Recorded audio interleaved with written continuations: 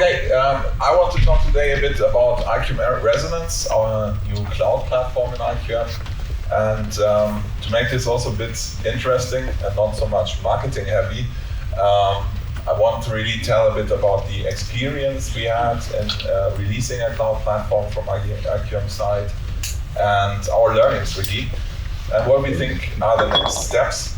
And then I try to also go a bit into what roles can be played of clouds in the quantum markets and why they are important, where they help most, what is our customer base, and so on and so forth. So I really hope to shed some information, rather maybe not so technical as we've seen so far, but a little bit from the business side and really the, so to say, personal story we experienced in IQM. And I think, however, this can also help because, of course, IQM is not really a software company yet, but rather a hardware-centric company. And I think it's very valuable to understand the way how we approach software now and how we want to work with the ecosystem. Maybe a few words of myself. I started my career in quantum, so I really built one of the first systems over there in Walther-Meissner-Institute. And after that, sorry, my VPN somehow has a hiccup. After that, I went to industry. I worked as a software developer for a long time, then went a bit into management. So I was one of the guys ticking the management box, unfortunately. And so I really went into AI, and then we found out, okay, for AI, this was back in 2016, so when the field was very young. We also need cloud for DevOps, for ML ops, actually, for big data, and so on and so forth. And I'm really looking with curiosity on the development of the quantum field at the moment, because we are sort of even one step before, where the software is very much into fundamental research, actually, to some extent, and is just starting to professionalize, really. And we see this all over the place. So it's really an exciting time for me.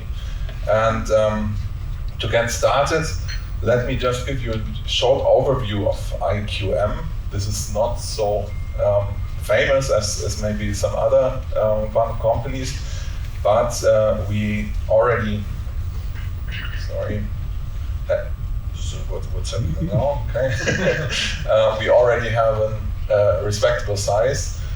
So we have almost 300 employees, most of which are somehow affiliated to science, actually. So we have almost half of the people have PhDs.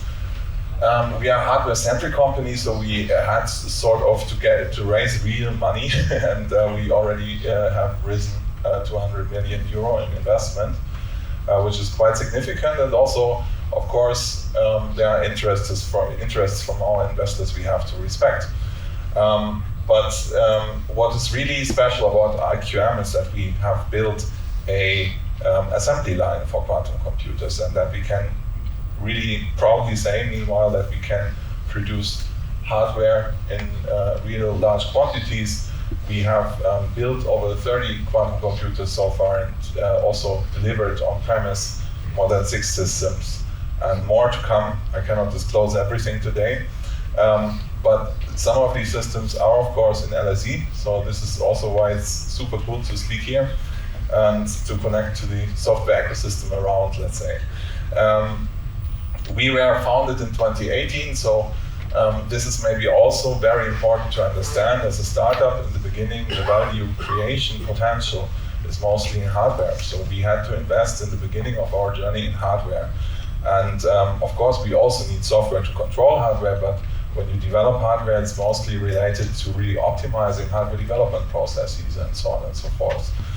And now, meanwhile, we have this year actually come up with a cloud, and we already have now a significant number of cloud users, and have sort of a side branch to the on-premise development. One very important thing for me and now somehow this always happens, I'm sorry.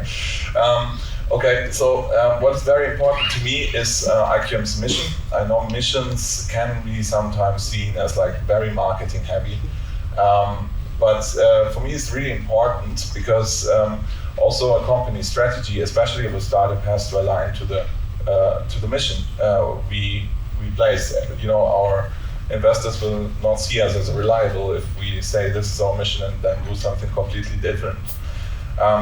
And the mission is that we want to build world-leading quantum computers for the well-being of humankind now and for the future. And that is, of course, very high level and very, let's say, also ambitious because we are in a market and we also have to follow the market forces, of course. However, this is really what we try.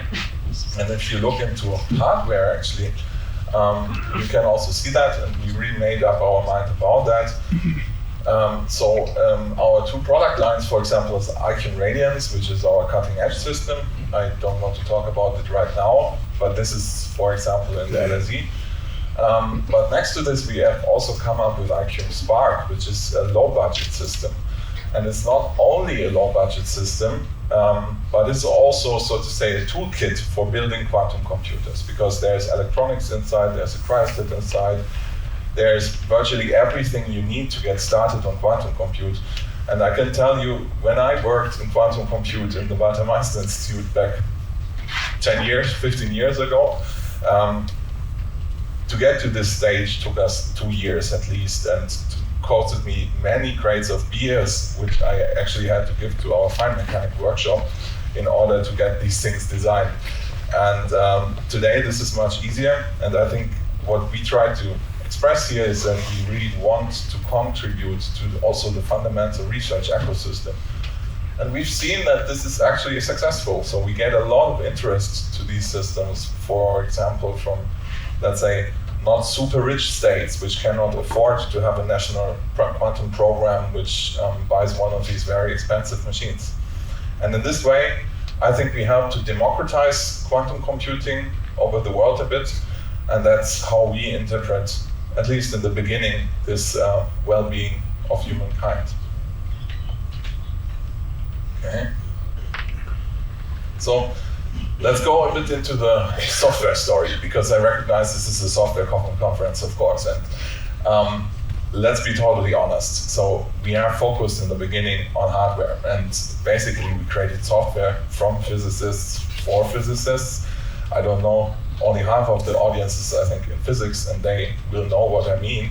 Maybe the other half has experienced programs written like this, however.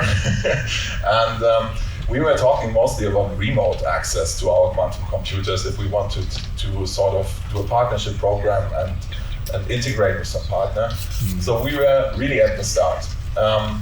We also had only 10 active customers because we, of course, had very successful deals in on-premise, but mostly when you deliver to an HPC center, you have maybe 2 or 3 people communicating to you and telling you, okay, we need that in software and that in software, and this is just maybe not sufficient to get into an effective software development cycle. And then something happened, so basically we got the first quantum computers which were good, so to say. So we had 20 qubits and achieved fidelities of 95% to qubit gate median fidelities, which was already or is already great. And these were the first useful devices. And when it comes to using devices, of course, you need software. So in 2024, we came up with IQM Resonance, and also we changed our software focus. For example, we wanted now to go really into high-performant middleware, so control software of the quantum computer. We want, that means, for example, using pre-compiled languages, stuff like that. We want to have and be able to offer a full software ecosystem to our users. This is not easy because we were late to the party, and this also means we have to focus much more on partnerships now and on working together with the ecosystem. And so what has changed through the cloud platform, what we see already is that we have just much more users and also much more active users because they can sort of directly interact with our software. And that really helps us in software development. For example, we now triggered a complete architectural rehaul also to make our software more professional, to get away from, for example, monolithic architectures and stuff like that. So things which professional software engineers normally don't fall into, let's say. And we also hired really seasoned software developers and work with consultancies for that, just to give you a feeling how we actually do this. I try to express my thoughts here a bit with these ChatGPT generated images, so how IQM felt to me coming from really software industry.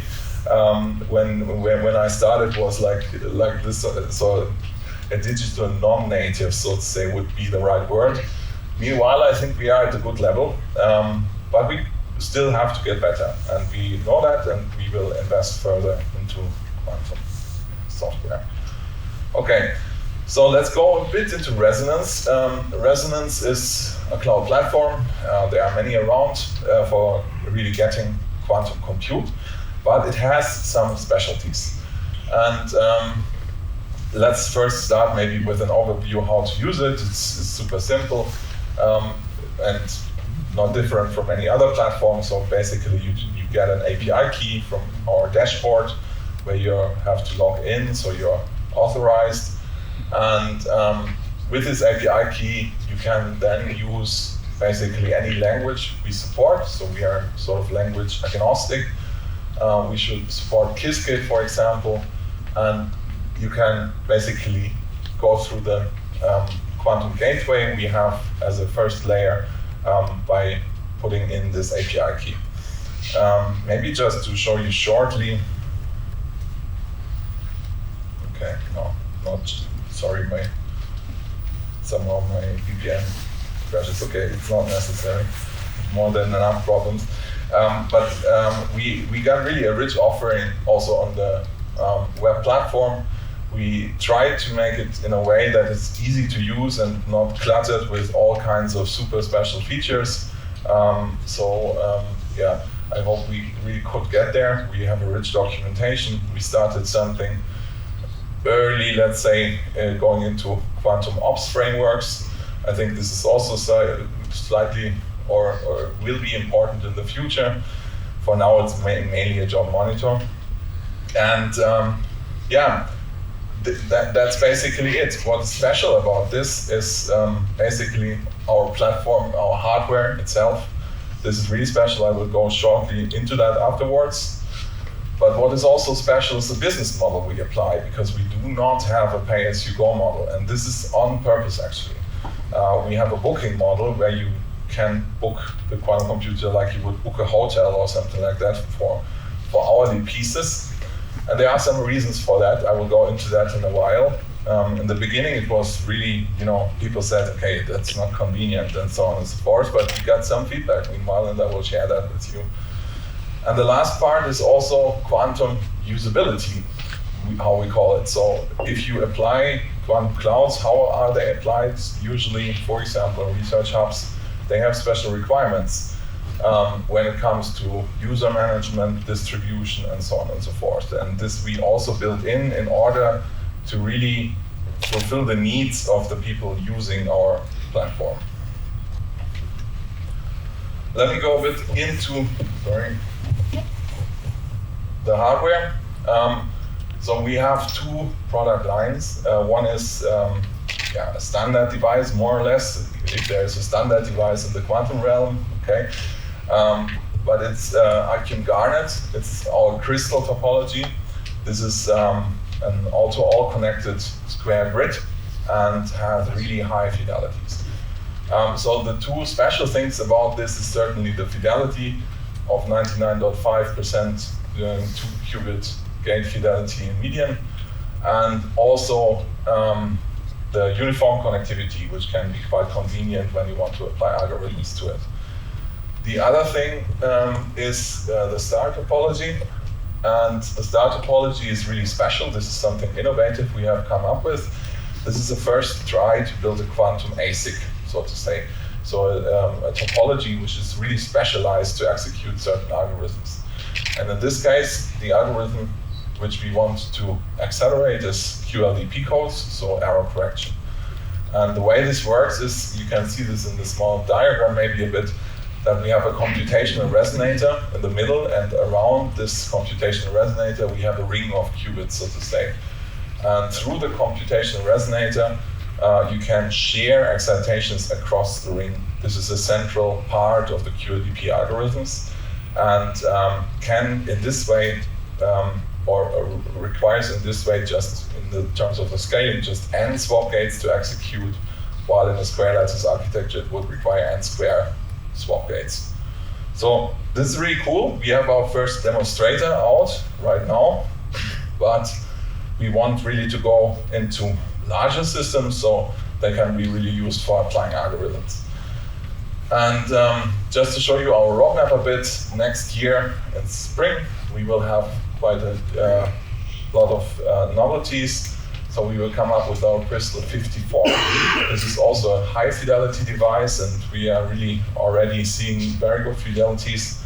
So maybe we will even push this a bit, or put this a bit in. And we will come up with IQM Star 24. And IQM Star 24 is, I think, the first device of the star topology where you really can work with. And it's funny, it's a superconducting device, but it behaves somehow also like an ion trap, for example, because it has a one-to-all connection, if you want it this way. And then in the next year, we already are quite excited to get started with Crystal 150, which is our opinion that we really can then run some useful NISQ algorithms on it. Okay. Then second thing what was special was the booking model, and I want to shortly go into that because it's, I think, very important to understand why we came up with it and how also our users reacted. So in the beginning, most users say, okay, this is inconvenient. I have to administer, basically I have to do the action of booking a slot, and maybe there is no slot just now or whatever. So this is administrative effort you have to take as a user. However, in the end, in a pay-as-you-go model, you always have idle times on a quantum computer. And that means, basically, just from the business model, we have to calculate from the hardware vendor side that this device is getting more expensive. And when we sell hours, you are free as a user, basically, to fill these hours most efficiently. And we can, on the other hand, offer a much cheaper pricing for that. So that's the idea about it. And of course, it speaks more, let's say, to power users, because also an hour of quantum compute is quite a lot. So you have to be able to fill that. But power users, actually, which have tried these models, first were a bit skeptic, but in the end, actually, they liked this pretty much. Of course, we also want to support quantum explorers. But maybe here you can see a bit our approach. We try to cover where we see value, so to say, and what is existing already. We work together with partners. In this case, for example, we work together with Amazon to really get users our quantum compute also in an on-demand mode. Okay, then quantum usability. So for one, I think it's really important to understand that most customers of large-scale quantum compute are, for example, are research hubs, or the most important customers right now. This can be through HPCs. In Europe, that's mostly the case. In the US market, for example, it's rather through clouds, in fact. And what is very important, if you go through HPCs or direct cloud, basically, this is, HPCs will at some point also get this as a front end, is that there's not an incredible administrative overheads for the org administrators of the research hub. And this means we have to create some user hierarchy. We have to allow that, for example, the tokens of our marketplace, which are called IQM credits, can be distributed, and so on and so forth. It sounds, unnecessary, and it's not serving the scientific purpose, of course, but this is really a convenient feature which is very powerful for research centers. And things like this is, you only learn when you speak to the users, let's say. And this we did, and now we implemented basically a version of this which is well appreciated. On the other hand side, of course, quantum vendors talk rarely about this topic, but we have to get to a state where we become also reliable in the future as quantum computer. And you all know how annoying is it when you want to work with a quantum computer and you have to maybe go to a hackathon and show something on a quantum computer, and then it's down, or has very bad fidelities or something like that. So we try to really improve on that. We have, meanwhile, quite professional data center operations, work together also with partners in this domain, and could achieve now an availability just measured basically of over 95%. It doesn't sound so great, but consider that for quantum computers you cannot use redundancy because you have different noise models on different chips and you cannot just switch that. So this is something we want to further improve, but we are already quite proud with the numbers we get. And of course, our platform is hosted in a Finnish cloud service provider. It's called UpCloud, and we achieve quite good stability there as well. Okay. Next to these offers, we have an education tool which is sort of flanking all this cloud offering. This is IQM Academy. And IQM Academy offers a lot of interactive tutorials. It's completely free and open. And of course, what we also try is that we integrate that with our cloud platform now, that basically you can run jobs from there for education purposes, really. And we also put use cases into IQM Academy and really see them as part of our learning content, how to get ramped up also with our cloud platform. Okay, let me go a bit into the story we experienced and the highlights I can share from that time, let's say. So we are just getting started. I think this is a very important message. I told you, okay, we come from the hardware world and now approach software world mostly unprepared, let's say, because we were just forced by our investors in the beginning to focus on hardware. And now, of course, software comes up and we try to do everything as fast as possible, but of course, it still takes some time to get implemented and to get solid. But what we have experienced, and I was showing this already, that we have much more active users now. And not only that, we have direct contact to users and the user groups in cloud, and that's what fascinates us really, are really different from on-premise user groups. So in cloud, you mostly have the physicists. We have, I think, half of the participation here is from physicists and the other half is from computer scientists. And the computer scientists are rather in the on-premise market. And that's kind of strange because you would expect this different way around in principle. So it really tells you that our cloud offering is supporting much more the direct fundamental research. And the HPC offering is rather supporting local ecosystems. I think we are very fortunate here at the TU that we have such an ecosystem, but not everybody is so fortunate. And yeah, this is what we learned. Then next point is we are very dependent on hardware, and we had some discussions internally. Okay, if we build a cloud, is that gonna steal revenue from our hardware sales? And the answer is actually, in the contrary, no. Cloud is acting really as a showroom for our hardware. And people who want to buy on-premise hardware usually do this in any case. And if they can test, if they can really tell this is a really good system, then they are more likely to buy a system. And so it helps us also from the business side. What I find really important in the end is also for myself. So I brought up this cloud maybe to tell you a bit of the story about it. So I brought this up as a product manager, and now I changed my role a bit into partnerships, and especially product partnerships in the cloud regime or the software regime, because I've identified this as really the most important point from now on. And what I've seen now in the past 3 months is that having this cloud interface, having an open marketplace really allows us to be much more efficient in producing value with products, on products with partners. As challenges, I think one challenge is we have very different user groups, and I think you see that here. It's part of the challenge, it's also part of the fascination. I think that physicists work together with computer scientists. Going forward, maybe even other scientists like biotechnologists or finance experts. So this also has to come at some point, right?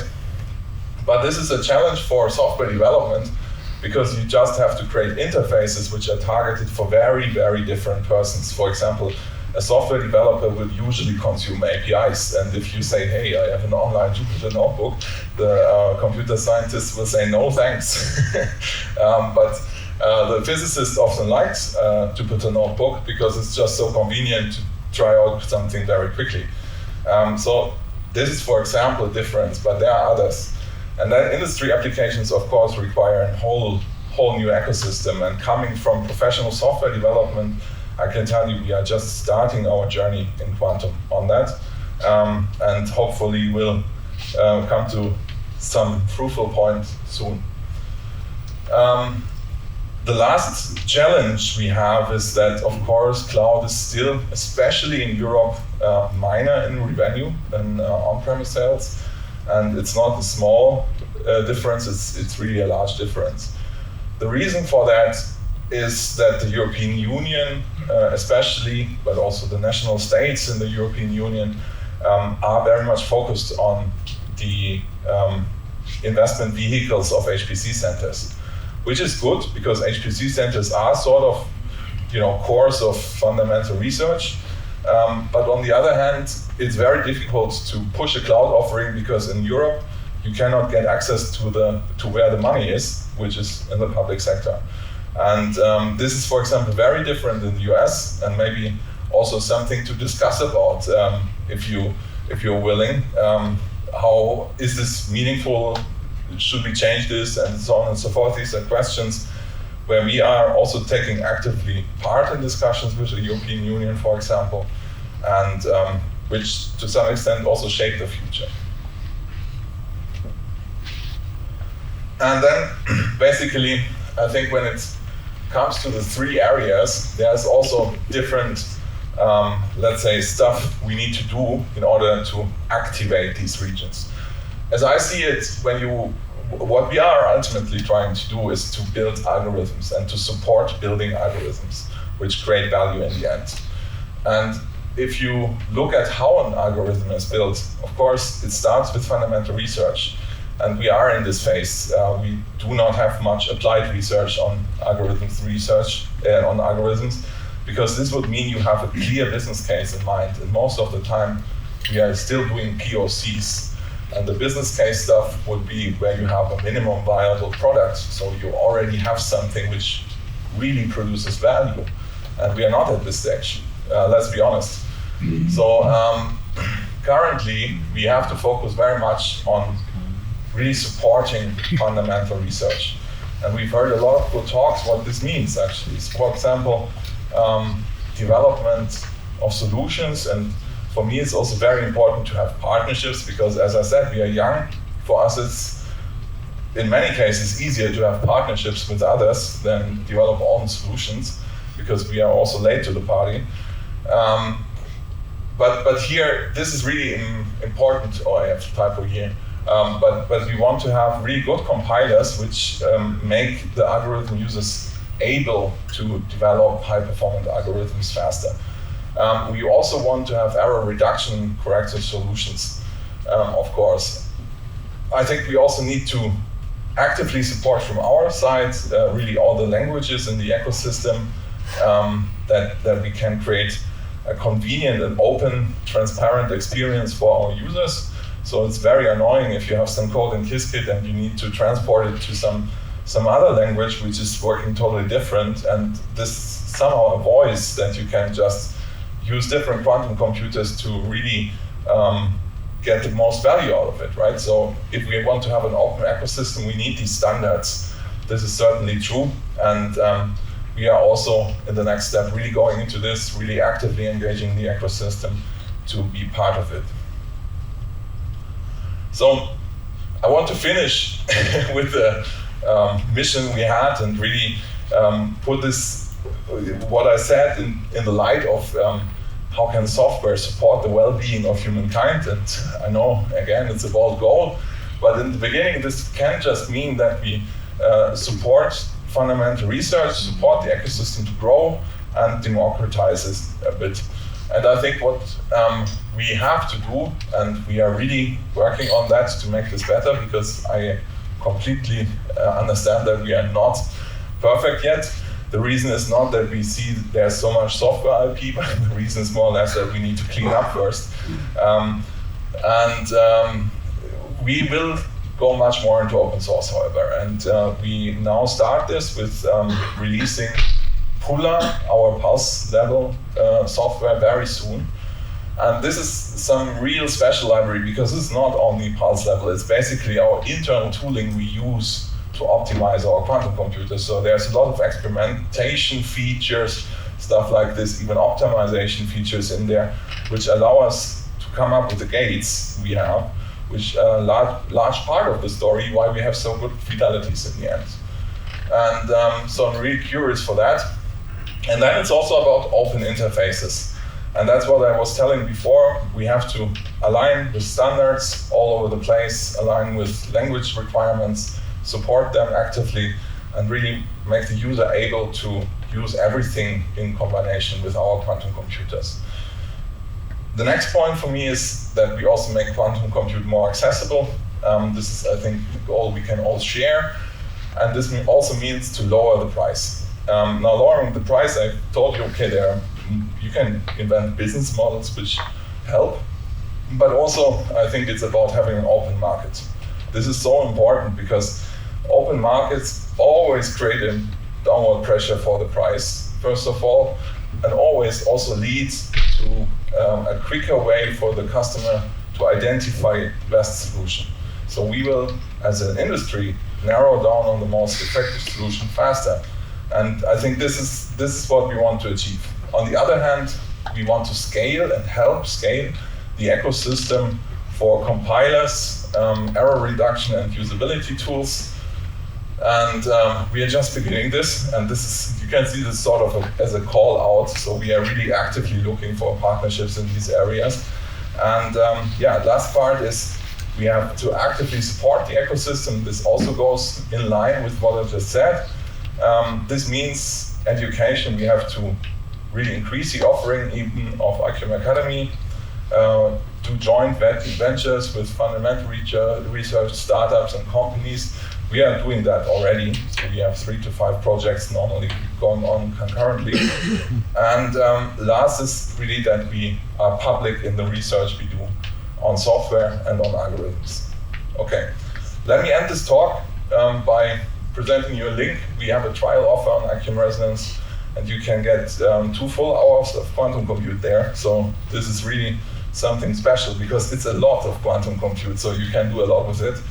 And feel free to book or to apply for a demo. We will mostly accept anyone, so please come in. Thank you, Max.